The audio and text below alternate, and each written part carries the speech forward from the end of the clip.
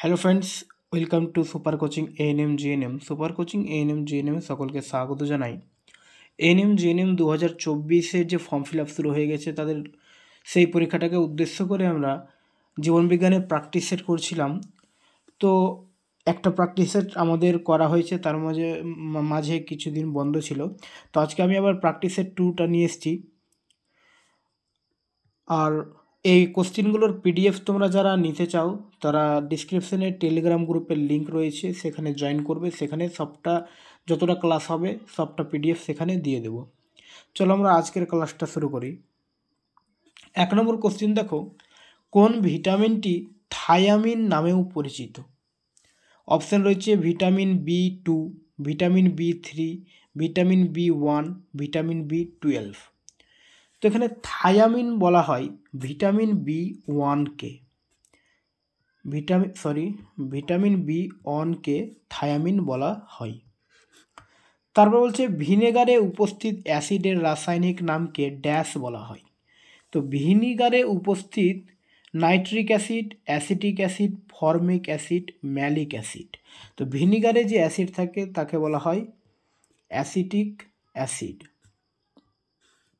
পরের question, vitamin C একটি antioxidant, antibiotic, antigen, antivirus. তো এখানে অপশন এ হবে অ্যান্সার। ভিটামিন সি হচ্ছে একটি অ্যান্টিঅক্সিডেন্ট। আর ভিটামিন সি এর রাসায়নিক নাম কি তোমরা অবশ্যই কমেন্ট করবে। ভিটামিন সি এর রাসায়নিক নাম এবং ভিটামিন সি এর অভাবে কোন রোগ হয়? নিচের কোন জোড়া কোষ আকৃতিটি সঠিক? এখানে লোহিত রক্তকণিকা গোলাকার আকৃতি হয়, পেশিকোষ টাকু আকৃতির। তো এখানে দেখো লোহিত রক্তকণিকা গোলাকার আকৃতি এবং পেশিকোষ টাকু আকৃতি দুটোই কিন্তু সঠিক। অতএব আমাদের অ্যান্সার হবে 1 এবং 2 উভয়ে। কিশোর কিশোরীদের প্রতিদিন গড়ে কতটি সুষম খাবার খাওয়া উচিত? তো কিশোর কিশোরীদের প্রতিদিন গড়ে 3টি করে সুষম খাবার খাওয়া উচিত।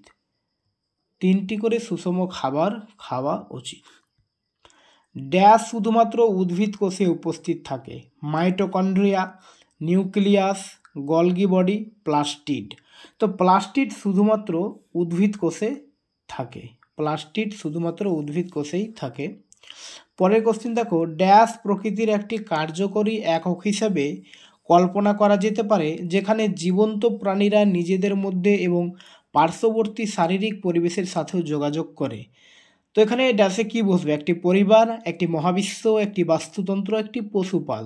তো দেখো, একটি বাস্তুতন্ত্র এমন একটা জিনিস যেখানে প্রকৃতির একটি কার্যকরী একক হিসাবে আমরা বাস্তুতন্ত্রকে ধরতে পারি, এবং এই বাস্তুতন্ত্রে জীবন্ত প্রাণীরা নিজেদের মধ্যে এবং পার্শ্ববর্তী শারীরিক পরিবেশের সাথেও যোগাযোগ করে। তো আমাদের অ্যান্সার হবে একটি বাস্তুতন্ত্র।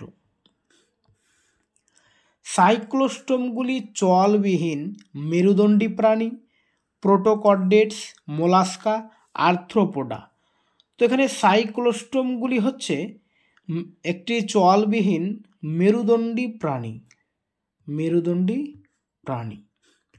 খাদ্য রান্নায় ব্যবহৃত শক্তি শনাক্ত করুন। তো খাদ্য রান্নাতে কোন শক্তি ব্যবহার হয়? বায়ু শক্তি, বৈদ্যুতিক শক্তি, রাসায়নিক শক্তি, যান্ত্রিক শক্তি। তো একটা খাদ্য যখন রান্না হয় তখন এটা কিন্তু বাহ্যিক কোনো শক্তির কথা বলছে না, যে খাদ্যগুলোর মধ্যে কোন শক্তি, সেটা হচ্ছে রাসায়নিক শক্তি। ঠিক আছে। তারপরে দেখো, নিচের কোনটি নিউক্লিয়াসে থাকে না? নিউক্লিওলাস, শূন্যস্থান, ডিঅক্সিরাইবোনিউক্লিক অ্যাসিড, জিন। তো এখানে দেখো নিউক্লিয়াসে নিউক্লিওলাস অবশ্যই থাকে। ডিঅক্সিরাইবোনিউক্লিক অ্যাসিড অর্থাৎ ডিএনএ নিউক্লিয়াসে থাকে, এবং জিনও নিউক্লিয়াসে থাকে, অর্থাৎ শূন্যস্থান বা ভ্যাকুয়াল কিন্তু নিউক্লিয়াসে থাকে না, যেটা কোষের মধ্যে ভ্যাকুয়াল থাকে। এবং কোষের মধ্যে নিউক্লিয়াস, আবার নিউক্লিয়াসের মধ্যে নিউক্লিওলাস, ডিঅক্সিরাইবোনিউক্লিক অ্যাসিড, জিন ইত্যাদিগুলো থাকে। কোষের আত্মঘাতী ব্যাগের নাম বলো, বা আত্মঘাতী থলি যেটাকে আমরা বলি। এখানেও রয়েছে সেন্ট্রিওল, লাইসোসোম বা লাইসোজোম, পারক্সিসোম আর গ্লাইক্সিসোম। পারক্সিসোম এবং গ্লাইক্সিসোম। তো এখানে কোষের আত্মঘাতী থলি হচ্ছে লাইসোজোম বা লাইসোসোম। ড্যাশ রঙের ক্লোরোফিল ধারণকারী প্লাস্টিককে ক্লোরোপ্লাস্ট বলে। তো ক্লোরোপ্লাস্ট বলা হয় সবুজ রঙের ক্লোরোফিল ধারণকারীকে, এবং বর্ণহীন যেটা থাকছে সেটা হচ্ছে লিউকোপ্লাস্ট, এবং বিভিন্ন রং যেখানে কমলা হলুদ এগুলো থাকছে সেটা হচ্ছে ক্রোমোপ্লাস্ট। নিচের কোনটির ঘাটতি হাড় এবং দাঁতের ক্ষয় ঘটায়? তো হাড় এবং দাঁতের ক্ষয় ঘটাবে যদি শরীরে ক্যালসিয়ামের ঘাটতি বা ক্যালসিয়ামের অভাব হয়। খাদ্য শৃঙ্খলে একটি জীবের একটি নির্দিষ্ট স্থানকে ড্যাশ বলা হয়। তো খাদ্য শৃঙ্খলে একটি জীবের একটি নির্দিষ্ট স্থানকে ট্রফিক স্তর বলা হয়। আয়রনের ঘাটতির কারণে কি ঘটে? আয়রনের ঘাটতির কারণে রক্তশূন্যতা ঘটে। 4 কিলো ক্যালোরি শক্তি ড্যাশ দ্বারা নির্গত হয়। তো 4 কিলো ক্যালোরি শক্তি আমরা 4 গ্রাম প্রোটিন থেকে, 1 গ্রাম প্রোটিন থেকে, 1 গ্রাম চিনি থেকে, 4 গ্রাম চর্বি থেকে। তো 4 কিলো ক্যালোরি শক্তি আমরা 1 গ্রাম প্রোটিন থেকেই পাই। নিউক্লিয়াস একটি নিউক্লিয় পর্দা দ্বারা ড্যাশ থেকে পৃথক হয়। তো নিউক্লিয়াস ভ্যাকুয়াল জিন সাইটোপ্লাজম কোষ। তো এখানে দেখো নিউক্লিয়াস সাইটোপ্লাজমের মধ্যে থাকে, এরকম এটা পুরোটা কোষ, এবং এখানে একটা নিউক্লিয়াস থাকে, আর এই যে পুরো সাদা এই অংশগুলো হচ্ছে সাইটোপ্লাজম, আর এখানে এই অংশটা থাকে নিউক্লিয় পর্দা। তো এই নিউক্লিয় পর্দা দ্বারা এই সাইটোপ্লাজম থেকেই কি হয়ে যায়? পৃথক হয়ে যায়। একাধিক কোষ দিয়ে গঠিত জীবকে কি বলা হয়? একাধিক কোষ বুঝতে পারছো, বহুকোষী।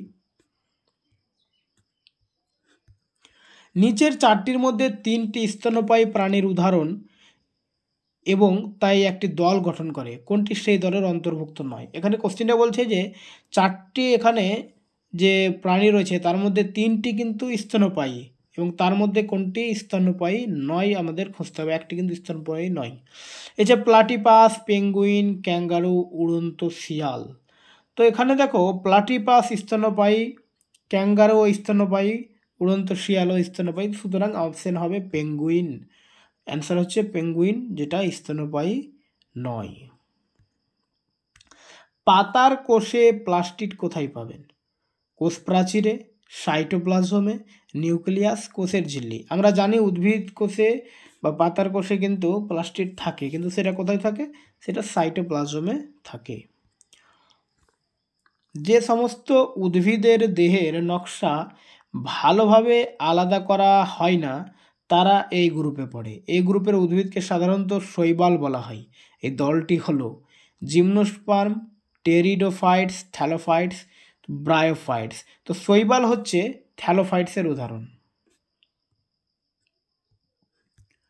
পরের কোশ্চেন দেখো, ড্যাশ হলো কোষের এক ধরনের বর্জ্য নিষ্কাশন ব্যবস্থা। Ribosome, lysosome, mitochondria, vacuole. তো বর্জ্য নিষ্কাশন ব্যবস্থা হচ্ছে লাইসোজোম। পরের কোশ্চিন, স্টার্চযুক্ত খাবার ড্যাশের সংস্পর্শে এলে নীল কালো হয়ে যাবে। আয়োডিন, নীল লিটমাস, লবণ, লাল লিটমাস। তো স্টার্চযুক্ত খাবার যদি আয়োডিনের সংস্পর্শে আসে তাহলে এটা নীল কালো হয়ে যাবে। নিচের কোনটি প্রোটিনের উৎস নয়? মাছ, মাংস, দুধ, লেবু। তো এখানে উৎস নয় বলেছে, তো মাছ, মাংস, দুধ এগুলো প্রোটিনের উৎস, লেবুতে কোনো প্রোটিন থাকে না। ড্যাশ হলো কার্বোহাইড্রেট, প্রোটিন এবং চর্বি সম্পূর্ণ হজমের স্থান। তো কার্বোহাইড্রেট, প্রোটিন এগুলো সব ক্ষুদ্রান্ত্রে হজম হয়, তো অ্যান্সার হবে ক্ষুদ্রান্ত্র। নিচের কোনটি মলস্কায়ের অধীনে আসে? কচ্ছপ, মুস্কা, স্টিংরসি, অক্টোপাস। তো এখানে অক্টোপাস হচ্ছে মলস্কায়ের উদাহরণ। পরের কোশ্চেন দেখো, সাইকাস এবং পিনাস কোন ধরনের উদ্ভিদ? Pteridophyta, gymnosperm, thallophyta, angiosperm. তো সাইকাস এবং পিনাস হচ্ছে জিমনোস্পার্মের উদাহরণ বা জিমনোস্পার্ম উদ্ভিদ। রবার্ট হুক কোন শব্দটি তৈরি করেছিলেন যখন তিনি কর্কের স্লাইসগুলো পর্যবেক্ষণ করেছিলেন? তো রবার্ট হুক 1665 সালে যখন কর্কের স্লাইসগুলো পর্যবেক্ষণ করছিলেন তখন তিনি কোষ আবিষ্কার করেন। উদ্ভিদ কোষে ড্যাশ হলো প্রাথমিকভাবে অর্গানেল, যেখানে স্টার্চ, তেল এবং প্রোটিন দানার মতো উপাদান সংরক্ষণ করা হয়। তো উদ্ভিদ কোষে লিউকোপ্লাস্ট হচ্ছে একটা অর্গান বা অর্গানেল, যেখানে স্টার্চ, তেল এবং প্রোটিন দানার মতো উপাদান সংরক্ষণ করা হয়। বয়ঃসন্ধিকালে শরীরের চিত্র বিকৃতির সাথে জড়িত ব্যাধিটির নাম বলুন। তো বয়ঃসন্ধিকালে যখন শরীরের চিত্র বিকৃতি হয় যে রোগটার কারণে, সেটা হচ্ছে অ্যানোরেক্সিয়া নার্ভোসা। Anorexia nervosa. তো 30টাই কোশ্চিন আমাদের, এবং পরবর্তীতে আমরা ক্যাটাগরি 2 এর কোশ্চিনগুলো নিয়ে আসবো। ওকে।